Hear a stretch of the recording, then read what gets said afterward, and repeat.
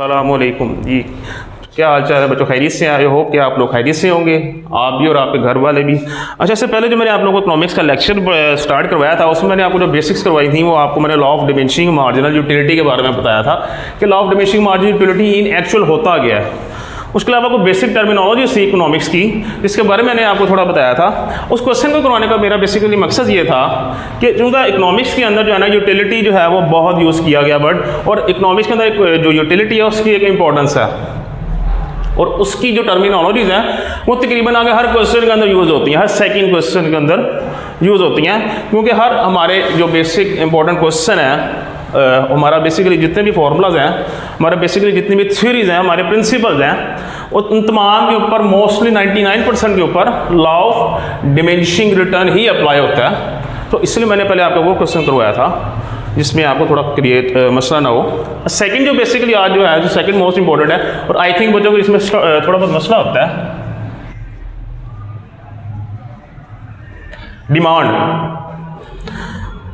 Demand क्या होती है। अच्छा, चैप्टर तो देखा जाए तो सबसे जो है वो this is the most versatile chapter, और आपकी पूरी इकोनॉमिक्स ही बेस डिमांड पे करती है, डिमांड एंड सप्लाई पे, कि डिमांड क्या होती है और सप्लाई क्या होती है। चूँकि इकोनॉमिक्स है, ठीक है, माइक्रो इकोनॉमिक्स के बारे में हम लोग डिस्कस कर रहे हैं, तो ये बेसिकली तमाम की तमाम डिस्कशन हमारी मार्केट के ऊपर की जाती है। तो जब मार्केट की डिस्कशन होगी तो डेफिनेटली सी बात है वो तो डिमांड का जिक्र भी होगा, और अगर डिमांड का जिक्र है तो ऐसा तो पॉसिबल ही नहीं है वहाँ पे सप्लाई का जिक्र ना हो।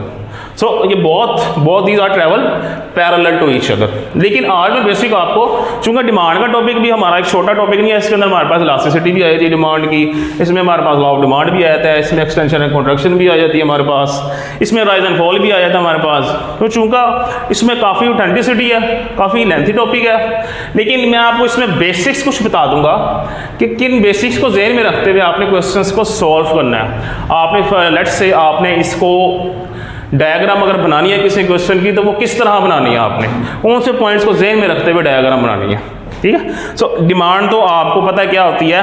बेसिक दो चीज़ें हमारे पास ऐसी हैं कि अगर उन दोनों का कॉम्बिनेशन हमारे पास हो तो वो चीज़ हमारी डिमांड बनती है, ठीक है। सपोज वो कौन कौन सी दो चीज़ें हैं?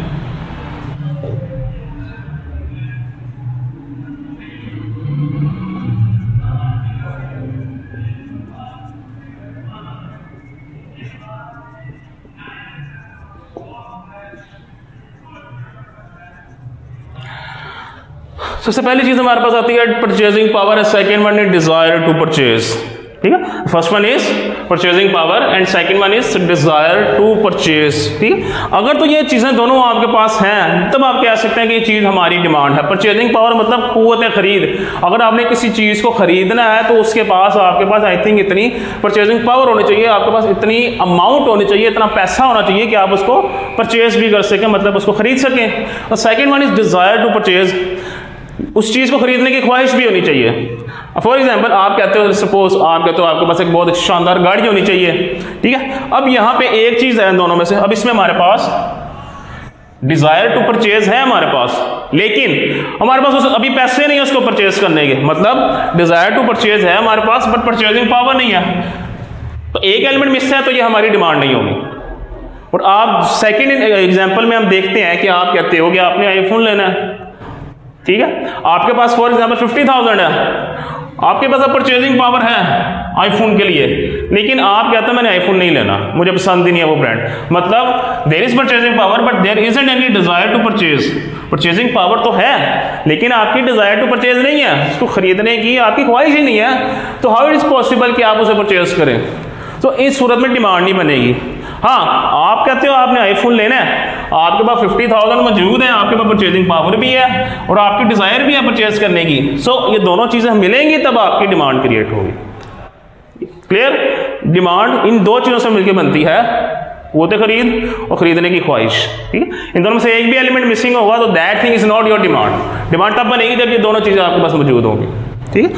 ये तो हो गया थोड़ा डिमांड का इंट्रोडक्शन। अब बात करते हैं बेसिक्स की, पेपर पॉइंट ऑफ व्यू से। पेपर पॉइंट ऑफ व्यू से हमारे पास हमेशा स्टार्ट कहाँ से होता है? हमारे पास चीज स्टार्ट होती है लॉ ऑफ डिमांड से। लॉ ऑफ डिमांड क्या होता है? अच्छा, लॉ ऑफ डिमांड आप लोगों को पता है, this is one of the most easiest question of this chapter, लेकिन बच्चे फिर भी इसमें गलती कर जाते हैं। कैसे?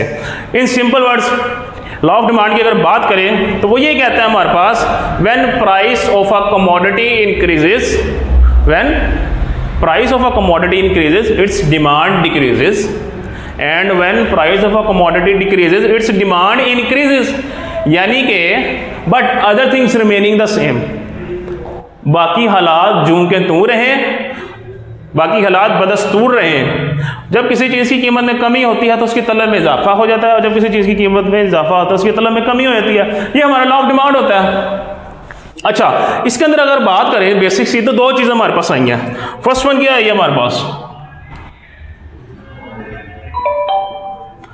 First one is price and second one demand. एक तो प्राइस आई है हमारे पास, सेकंड हमारे पास क्या है? ये डिमांड आई है। और इसमें हमें एक रिलेशनशिप मिला है दोनों का, और इन दोनों का जो रिलेशनशिप है वो है इनवर्स। दोनों का रिलेशनशिप क्या है? इनवर्स रिलेशनशिप है। इनवर्स रिलेशनशिप कैसे? वो कहता है व्हेन जो प्राइस है हमारे पास वो जब इंक्रीज करती है तो जो डिमांड है हमारे पास वो डिक्रीज कर जाती है। मतलब एक चीज में अगर इजाफा हो रहा है तो दूसरी चीज में कमी आ रही है। ठीक है, कीमत बढ़ेगी तो तलब कम हो जाएगी। और इसके अगर अगेंस्ट जाकर देखें सो वो कहता है प्राइस डिक्रीजेस डिमांड इंक्रीजेस। मतलब कि जब कीमत कम होगी तो तलब बढ़ जाएगी, कीमत बढ़ेगी तो तलब कम हो जाएगी। इसे कहते हैं लॉ ऑफ डिमांड। अब ये है इनवर्स रिलेशन, मतलब एक चीज में इजाफा हो रहा है तो दूसरे में कमी हो रही है। और यहाँ पे क्या है? एक चीज में जब कीमत कम होगी तो तलब ज्यादा हो जाएगी। तो this relationship is inverse relationship, मतलब opposite relationship, not a positive. You also says that it is a negative relationship. हमारे पास नेगेटिव रिलेशनशिप है जिसमें एक चीज बढ़ती है तो दूसरी कम होती है। ठीक है, अब अगर इसको शेड्यूल से जाहिर करना है आपने तो वो कैसे करेंगे? सपोज हमारे पास स्केड्यूल है, here is a price and here is demand. ये हमारे पास कीमत है, ये हमारे पास तलब है। ठीक है, तो मुझे कह रहा है सपोज कीमत हमारे पास 8 है, डिमांड हमारे पास 4 है। ठीक है, अब क्या करते हैं? कीमत कम करके देखते हैं। कीमत जब हमारे पास आती है कम हो गई, 6 हो गई, डिमांड बढ़ के हमारे पास 6 हो गई। ठीक है, कीमत कम हो करके मजीद हमारे पास हो गई 4, तो डिमांड कितनी होगी हमारे पास? 8। ठीक है, अब अगर देखा जाए तो जो कीमत है यहाँ पे सबसे हाईएस्ट लेवल पे थी, यहाँ पे डिमांड हाईएस्ट पीक पे थी। लेकिन उसके बाद जब कीमत 8 से कम होकर 6 हुई, ठीक है, मतलब कितने परसेंट डिक्रीज आया? 2%। उसी तरह जो डिमांड है हमारे पास वो 4 से बढ़ के 6 हो गई, यहाँ पे भी 2% इंक्रीज आया। Again there is a decrease of 2% and here is a increase of 2%। मतलब जैसे जैसे प्राइस कम होती जा रही है चीज़ों की डिमांड बढ़ती जा रही है, और जैसे जैसे चीज़ों की डिमांड बढ़ती जाएगी प्राइस मजीद कम होती जाएगी। ठीक है, सेकंड दूसरी यहाँ से क्या चीज़ आपके सामने जाहिर हुई है? यहाँ एक और इंपॉर्टेंट चीज़ जो है ना मैंने आपको बताई है वो ये है कि जब भी प्राइस में इंक्रीज आएगा या प्राइस में डिक्रीज आएगा, या प्राइस की वजह से डिमांड में इंक्रीज आएगा या डिमांड में डिक्रीज आएगा, वो हमेशा सेम प्रोपोर्शन से लिया जाएगा।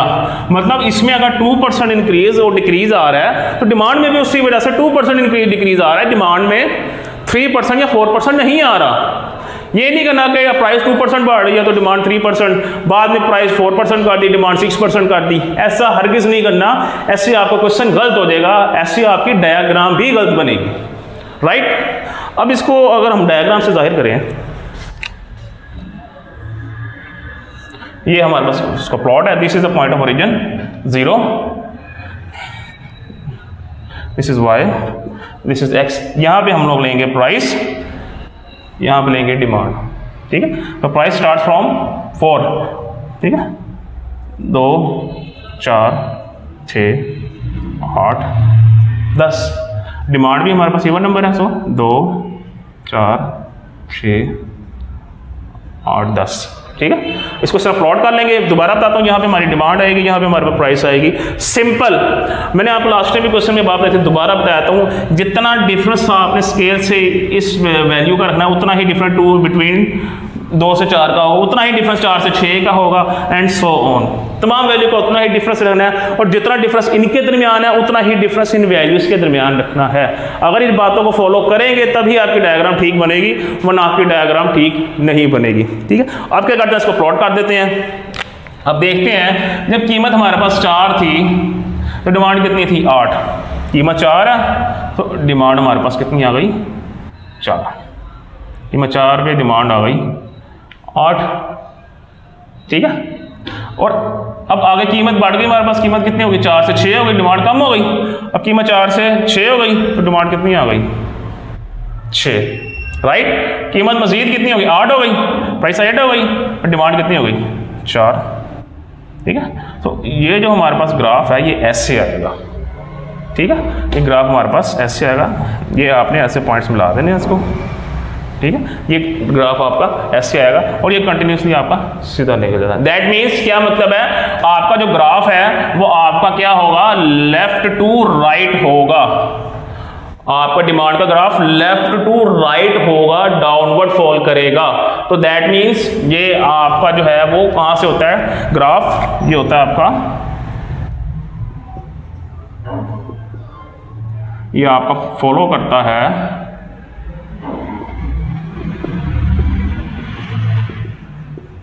लेफ्ट टू राइट का मतलब ये है कि ये किसी चीज के डिक्रीज को शो कर रहा है, इंक्रीज को शो नहीं करता।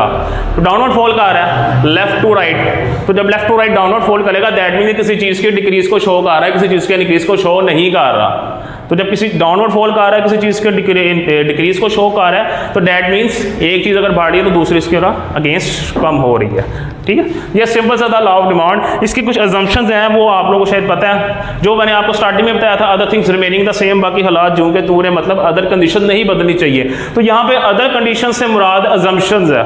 मैं फिर बता दूं, जो उर्दू में लिखा होता है बाकी हालात जो के तू रहे, इंग्लिश में लिखा होता है other things remaining the same, यहाँ पे इससे मुराद ये है कि आपकी जो है अजम्पशंस में चेंज नहीं आना चाहिए। अजम्पशंस होती है मफरूजात, जिनकी मौजूदगी में कानून दुरुस्त साबित होता है। अगर तो वो अजम्पशंस प्रेजेंट होंगी, अगर तो उनकी मौजूदगी होगी तभी आप लोगों को ये लॉ सही साबित होगा, अदरवाइज ये लॉ गलत साबित हो जाएगा। अब इसमें 2 से 3 में आपको अजम्पशंस बता देता हूं।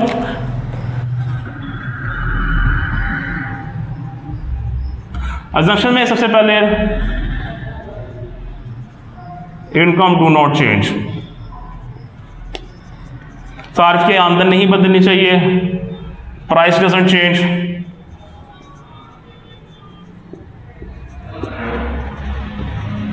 ठीक है। ये 2 मैंने आपको बता दिया, बाकी आपकी बुक्स में डिटेल में लिखी है कि सब्स्टिट्यूट की कीमत में चेंज नहीं आना चाहिए, नया सब्स्टिट्यूट आपका डेवलप नहीं होना चाहिए, फैशन में चेंज नहीं आना चाहिए, वेदर कंडीशंस में चेंज नहीं आना चाहिए, बहुत सारी ऐसी हैं। So these are basically are other things remaining the same, जो कि डायग्राम के शुरू में मेंशन की जाती हैं। ये बेसिकली अदर थिंग्स वो है आपकी, क्लियर। अच्छा, now second most important question of this topic, इसमें जो सेकंड मोस्ट इंपॉर्टेंट है हमारे पास वो अब क्या है, मैं आपको वो बता देता हूं, जिसमें बच्चों को सबसे ज्यादा प्रॉब्लम आता है, वो है rise and fall and extension and contraction and demand. Extension and contraction और राइज एंड फॉल में बेसिक डिफरेंस क्या है। सो मेरे को मैं यहाँ पे पैरेलल बना के चलूंगा ताकि आप लोगों को समझ आ जाए।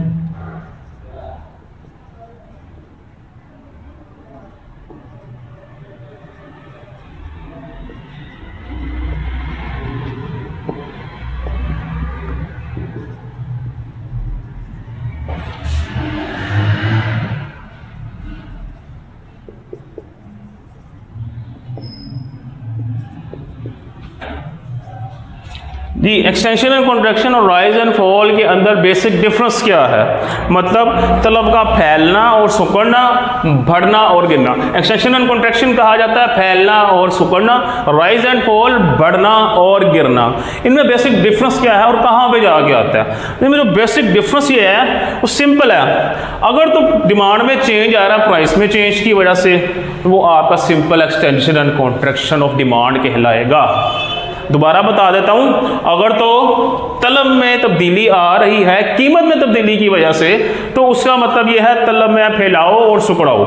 मतलब अगर कीमत कम हो जाएगी तो तलब बढ़ जाएगी, इसका मतलब है तलब का फैलना।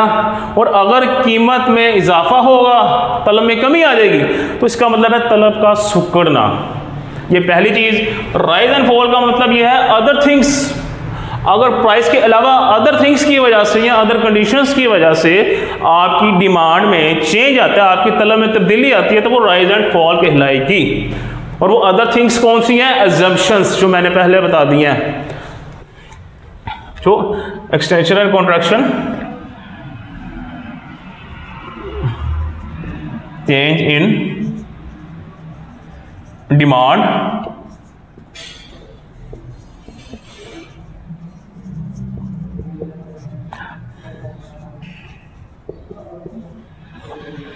Change in demand due to change in price, मतलब तलब में तब्दीली आना कीमत में तब्दीली की वजह से।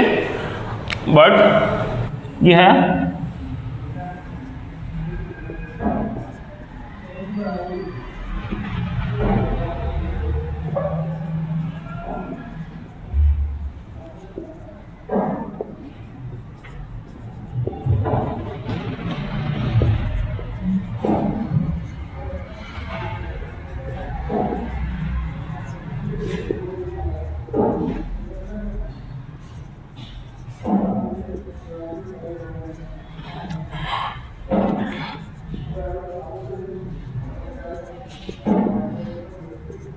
जी, change in demand due to change in price, and वो तो हो जाएगा एक्सटेंशन एंड कॉन्ट्रैक्शन। और ये change in demand not due to change in price but due to change in other conditions, जिस तरह के मैंने लिख दिया अजम्पशंस।